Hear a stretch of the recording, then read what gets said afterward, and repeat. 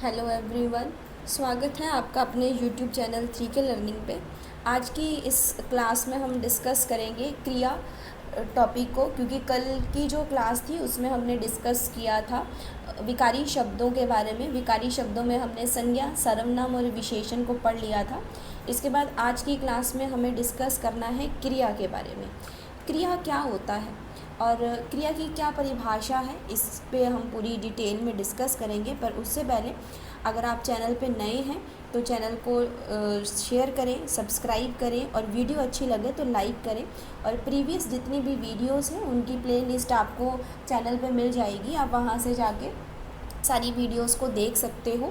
और इसके अलावा अगर आपको कुछ और मटेरियल चाहिए होगा तो आप इस नंबर पर मैसेज कर सकते हैं। अदरवाइज़ आप इस वीडियो के डिस्क्रिप्शन में व्हाट्सएप ग्रुप के लिंक दे रखे हैं, टेलीग्राम के लिंक दे रखे हैं, आप वहाँ से जाके हमसे जुड़ सकते हैं। और ये जो पीडीएफ आप पढ़ रहे हैं इसका पीडीएफ जो है आप ले सकते हो वहाँ पे व्हाट्सएप ग्रुप पे। ठीक है जी, तो शुरू करते हैं। क्रिया क्रिया क्या होती है? जिस शब्द के द्वारा किसी कार्य के करने या होने का बोध होता है उसे हम क्रिया कहते हैं। यानी कि वे शब्द जिनके द्वारा हमें ये पता चलता है कि कोई काम हो रहा है या किसी काम के होने का बोध होता है तो हम उसको क्या बोलते हैं?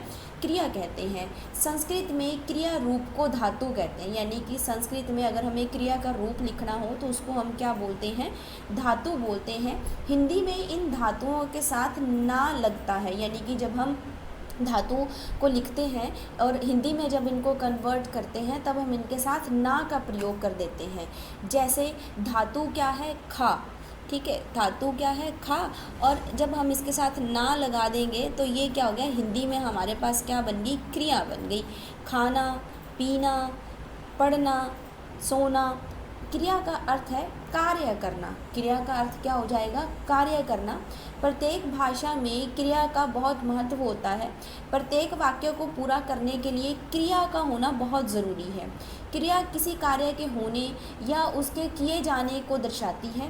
क्रिया को करने वाला क्या कहलाता है? कर्ता कहलाता है।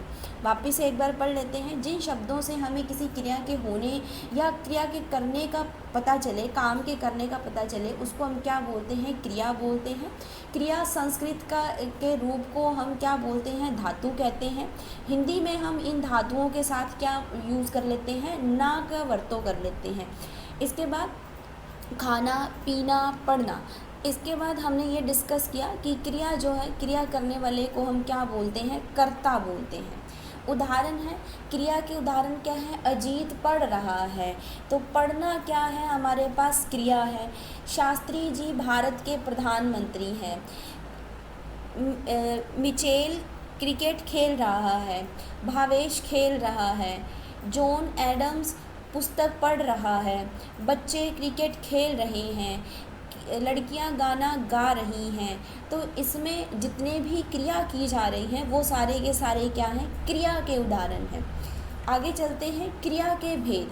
क्रिया के हम 3 प्रकार से हम इसके भेदों को देखते हैं। कर्म के आधार पर, प्रयोग के आधार पर और काल के आधार पर। कर्म के आधार पर ये 2 प्रकार के होते हैं, सकर्मक और अकर्मक। सकर्मक और अकर्मक में देखते हैं सबसे पहले अकर्मक को। अकर्मक क्रिया क्या होती है? अकर्मक क्रिया वे क्रियाएं होती हैं जिनके साथ कर्म नहीं होता है। यानी कि इसके साथ कर्म प्रयुक्त नहीं होता तथा क्रिया का प्रभाव केवल और केवल कर्ता पर पड़ता है। जैसे रीता रोती है। अब रीता रोती है, अगर मैं इसमें कर्म ढूंढूं रीता क्या रोती है तो इसका कोई भी उत्तर नहीं मिल रहा है, तो ये क्या है?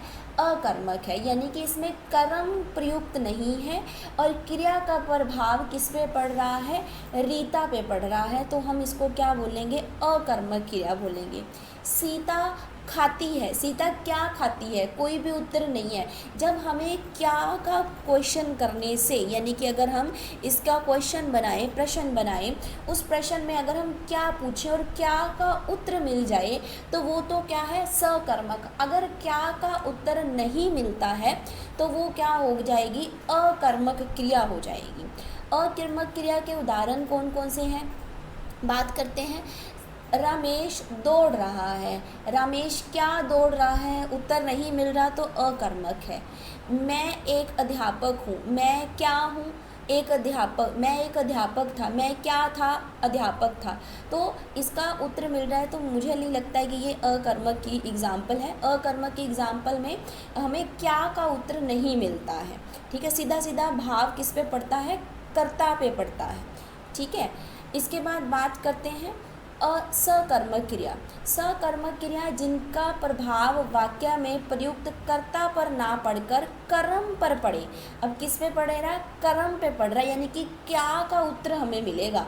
सकर्मक क्रिया का अर्थ क्या होता है, कर्म के साथ होना, यानी कि अर्थात सकर्मक क्रिया में कर्म पाया जाता है, यानी कि इसमें कार्य पता चलता है।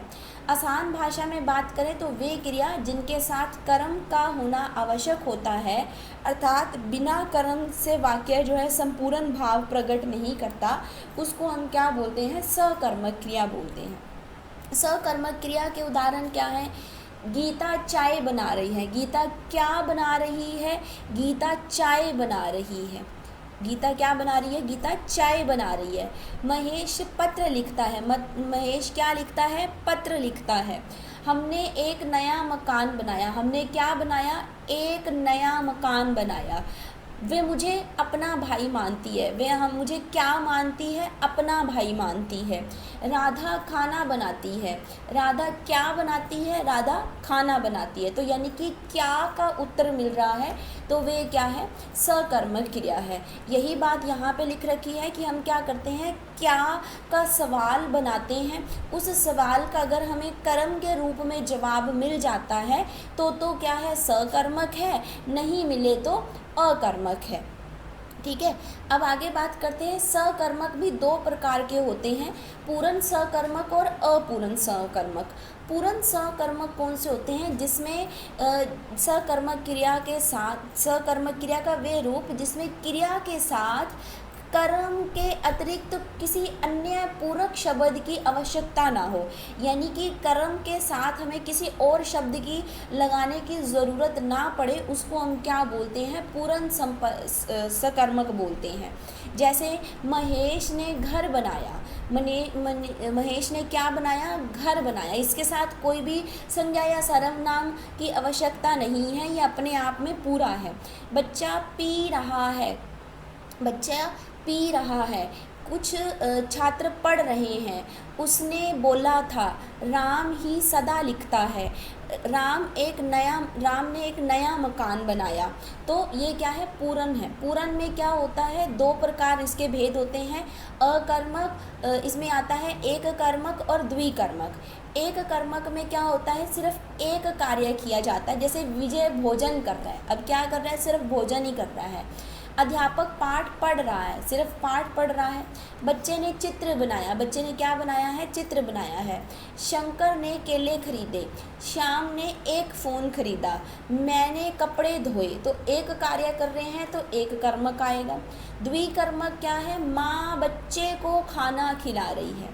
अब माँ बच्चे को क्या कर रही है, खाना खिला रही है। इसमें क्या है, माँ जो है खाना खिला रही है और बच्चा क्या कर रहा है, काम खा रहा है। तो इसमें क्या है, दो कर्म हो रहे हैं। एक कर्म होगा तो एक कर्मक, दो कर्म होंगे तो दो कर्मक। जैसे अध्यापक छात्रों को पढ़ा रहा है, तो इसमें क्या है, अध्यापक पढ़ा रहा है और छात्र जो क्या है, पढ़ रहे हैं।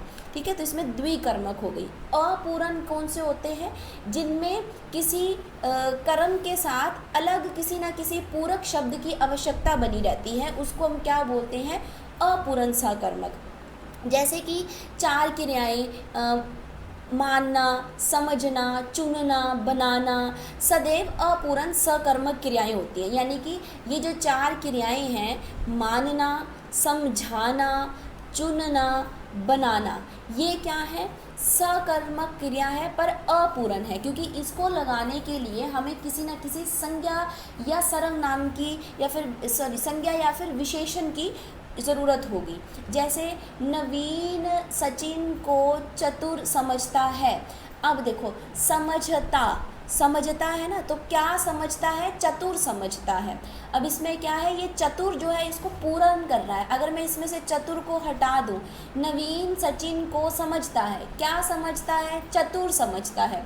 तो ये क्या है, ये हमने क्या लगा दी, उसकी विशेषता लगा दी, यानी कि विशेषण लगा दिया। ठीक है, वे मुझे अपना भाई मानता है, तो भाई क्या है, भाई हमारे पास संज्ञा है। ठीक है, हमने सुमेर को समिति का अध्ययन बनाया, तो किसका बनाया, अध्ययन बनाया।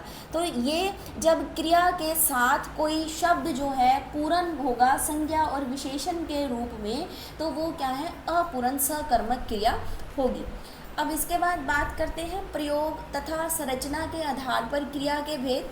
तो वहाँ पे 8 प्रकार की होती है, सामान्य क्रिया, सहायक क्रिया, संयुक्त क्रिया, प्रेरणार्थक क्रिया, पूर्वकालिक प्रक्रिया, सजातीय क्रिया, इसके बाद कृदंतक क्रिया और नाम धातु क्रिया।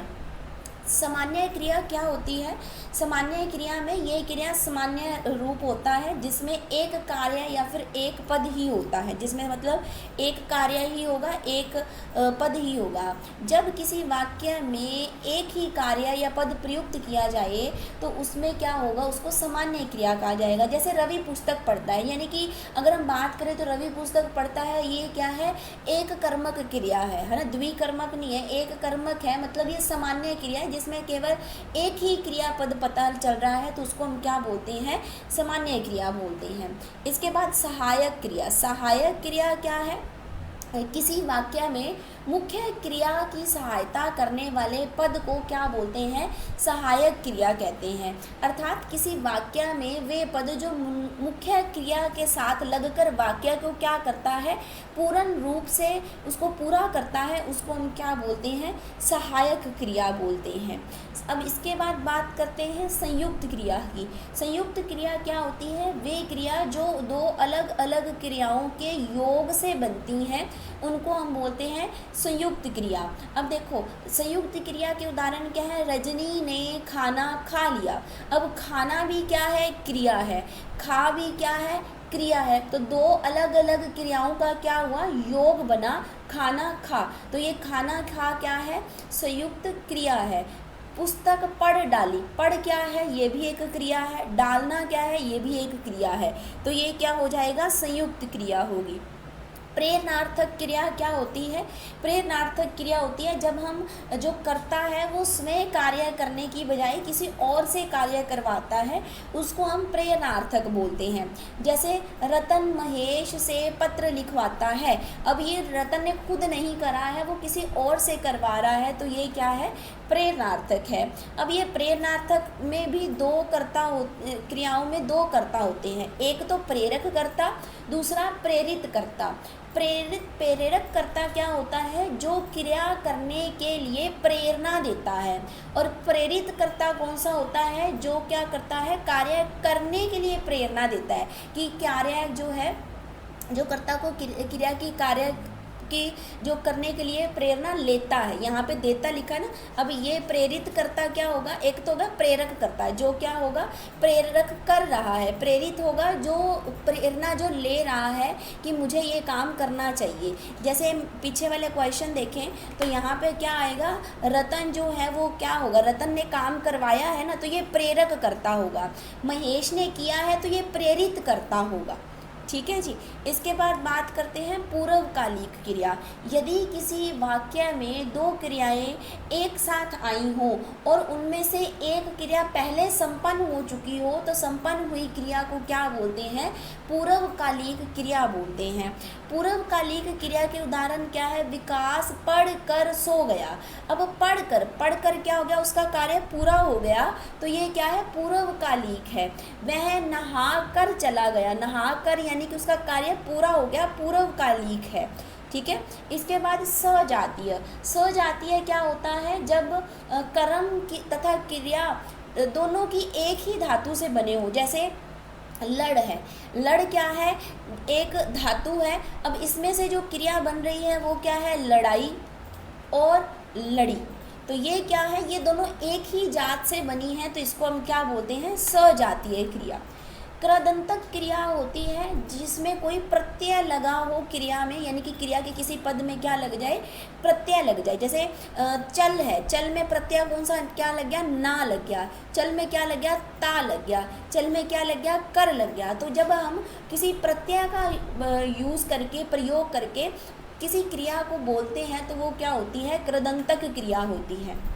नाम धातु, आमतौर पे जितनी भी क्रियाओं की रचना किसी न किसी धातु से होती है, लेकिन जब किसी क्रिया की रचना धातु से ना होकर किससे हो जाए, संज्ञा से हो जाए, सर्वनाम से हो जाए या फिर विशेषण से हो जाए, उसको हम नाम धातु बोलते हैं। जैसे अपना, अपना क्या है, सर्वनाम है। अपना से हमने क्या जोड़ दिया, ना जोड़ दिया और क्या बन गया, अपनाना जोड़ दिया, बन गया। तो अब ये अपनाना क्या हो गया, ये एक क्रिया हो गई।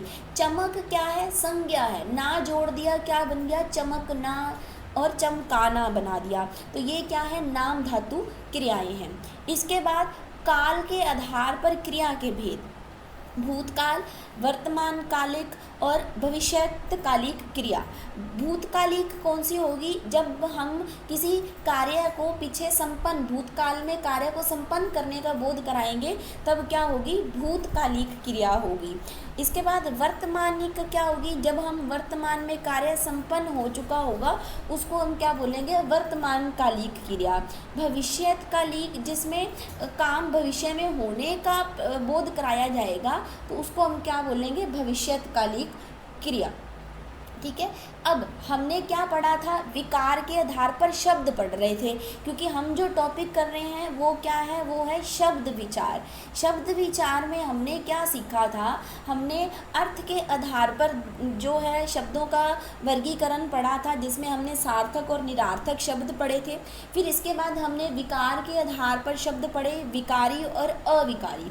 विकारी में हमने फिर आगे 4 भेद पढ़े, जिसमें हमने पढ़ा जो विकारी शब्द हैं उसमें संज्ञा आती है, फिर सर्वनाम आती है, सर्वनाम के बाद उसमें विशेषण आते हैं, फिर क्रिया आती है। तो ये 4 इसमें क्या आ जाते हैं, विकारी शब्दों में आ जाता है। अविकारी में क्या आता है, क्रिया विशेषण, संबंध बोधक, समुच्चय बोधक और विस्मयादि बोधक। तो अब हम इनको कंप्लीट करेंगे। क्रिया विशेषण, जो शब्द क्रिया की विशेषता बताएंगे उसको हम क्या बोलते हैं, क्रिया विशेषण बोलते हैं। ये 4 प्रकार के होते हैं, कालवाचक क्रिया विशेषण, स्थानवाचक क्रिया विशेषण, रीतिवाचक क्रिया विशेषण और परिमाणवाचक क्रिया विशेषण। कालवाचक क्रिया विशेषण कौन सी होती है, जब हमें किसी क्रिया के काल करने या समय का पता चले तब हम उसको क्या बोलेंगे, कालवाचक क्रिया विशेषण बोलेंगे। स्थानवाचक में क्या आएगा, जब हमें किसी क्रिया विशेषण में क्रिया के स्थान या फिर दिशा के बारे में पता चलेगा उसको हम क्या बोलेंगे, स्थानवाचक क्रिया विशेषण बोलेंगे। रीतिवाचक में किसी क्रिया के होने के ढंग या फिर रीति का पता चलेगा तब हम उसको क्या बोलेंगे, रीतिवाचक क्रिया विशेषण बोलेंगे। परिमाणवाचक क्रिया विशेषण कौन सी होगी, जिस शब्द में क्रिया के परिमाण का बोध होगा यानी कि मात्रा का बोध होगा उसको हम क्या बोलेंगे, परिमाणवाचक क्रिया विशेषण बोलेंगे। अब इसके बाद बात करते हैं संबंध बोधक की। अब संबंध बोधक और समुच्चय बोधक में ना कन्फ्यूजन होती है, इस कन्फ्यूजन को दूर रखिएगा। जो संबंध बोधक होते हैं वो क्या करते हैं, वो किसी संज्ञा और सर्वनाम को जोड़ते हैं, लेकिन जो समुच्चय बोधक होते हैं वो क्या करते हैं, वो एक वाक्य का दूसरे वाक्य से संबंध दर्शाते हैं, उसे हम समुच्चय बोधक बोलते हैं। दोबारा से बता रही हूँ, संबंध बोधक क्या करते हैं, ये हमें संज्ञा और सर्वनाम के बीच जो संबंध को बताएंगे यानी कि उनको जोड़ेंगे, संबंध नहीं बताएंगे, जैसे इनको जोड़ने के लिए प्रयोग किया जाएगा। और समुच्चय में क्या होगा, ये एक वाक्य का दूसरे वाक्य के साथ संबंध बनाकर उसको प्रेजेंट करेगा यानी कि जोड़ेगा। ठीक है, यानी कि अब बात करते हैं संबंध बोधक में। संबंध बोधक में क्या आएगा, सीता के बिना राम परेशान है, यानी कि सीता भी क्या है, संज्ञा है, ये भी क्या है, संज्ञा है। तो अब इनके बीच में जो आ रहा है वो क्या है, संबंध बोधक है। उसी प्रकार समुच्चय बोधक की बात करें करें, हवा चली और पानी गिरा।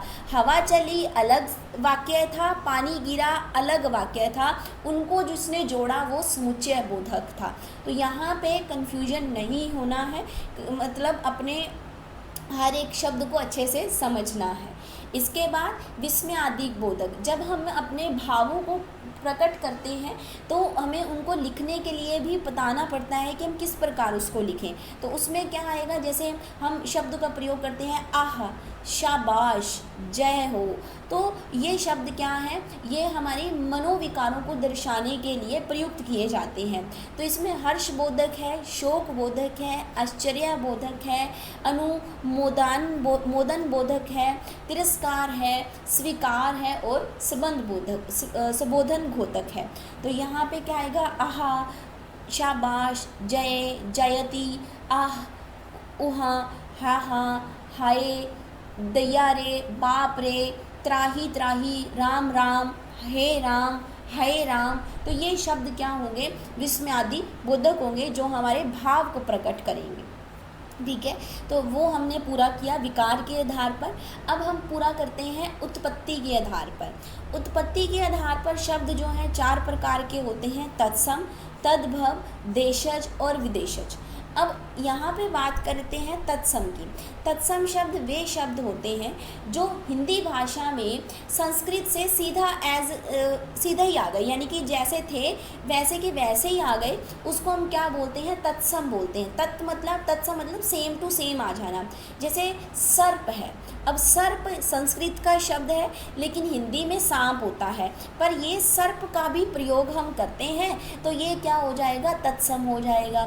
तद्भव क्या है, तद्भव में आ जाएगा कुछ बदलाव होकर आएंगे, जैसे सर्प चेंज होके क्या बन गया, सांप बन गया, ग्राम चेंज होके क्या बन गया, गांव बन गया, सत्य चेंज होके सत्य बन गया, सच बन गया, सूर्य चेंज होके सूरज बन गया। तो ये क्या हो गए, तद्भव शब्द हो गए। देशज शब्द क्या है, जो अर्थात देश में ही उत्पन्न हुए हैं, उनको हम क्या बोलेंगे, देशज शब्द बोलेंगे। जैसे खिचड़ी, जूता, पैसा, पगड़ी, ये शब्द हो गए। विदेशी शब्द कौन से हो गए, जो हमने किसी दूसरे देशों की भाषाओं में से लेकर हिंदी में ऐड किए हैं, उनको हम क्या बोलते हैं, विदेशज बोलते हैं। जैसे क्रिकेट हो गया, लालटेन हो गया, स्टेशन हो गया, स्कूल हो गया, ज़मीन, बंदूक, सब्जी, आदमी, वकील, रुमाल, तौलिया, कमरा, ये कौन से शब्द हैं, विदेशी शब्द हैं। ठीक है, अब आगे बात करते हैं बनावट के आधार पर। बनावट के आधार पर शब्द हैं 3 प्रकार के, रूढ़, यौगिक और योग रूढ़। रूढ़ शब्द कौन से होते हैं, जो शब्द परंपरा में किसी व्यक्ति, स्थान आदि के प्रयोग के लिए बहुत पहले से चले आ रहे हैं, जिन शब्दों के हम खंड नहीं करके इनका कोई अर्थ नहीं निकालते, यानी कि अर्थहीन होते हैं, इनको हम रूढ़ शब्द कहते हैं। यौगिक कैसे बनते हैं, यानी कि योग से मिलकर बनते हैं। वे शब्द जो 2 या 2 से अधिक शब्दों के योग से बनते हैं, उनको हम यौगिक कहते हैं। जैसे भोजनालय, तो भोजन प्लस आलय से क्या बन गया, भोजनालय बन गया। इसके बाद योग रूढ़ कौन से होंगे, जो शब्द किन्हीं 2 शब्दों के योग से तो बने हों परंतु उनका कोई विशेष अर्थ का बोध करवाते हों, तो वो क्या होंगे, योग रूढ़ होंगे। जैसे दशानन, दशानन क्या हो गया, 10 मुख वाला अर्थात रावण।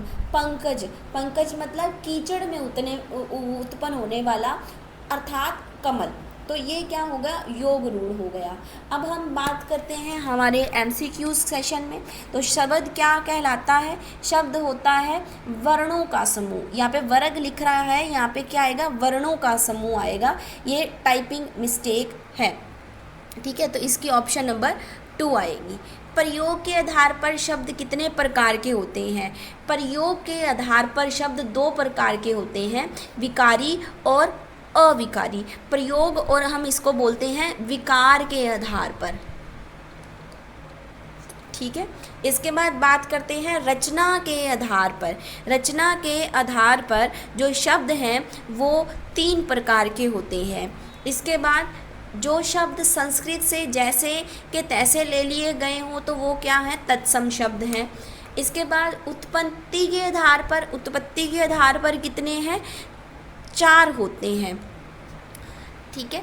इसके बाद तत्सम शब्द किसका जो है आधार शब्द पर भेद है, इसमें आएगा ये उत्पत्ति के आधार पर है, यानी कि उत्पन्न कैसे हुआ।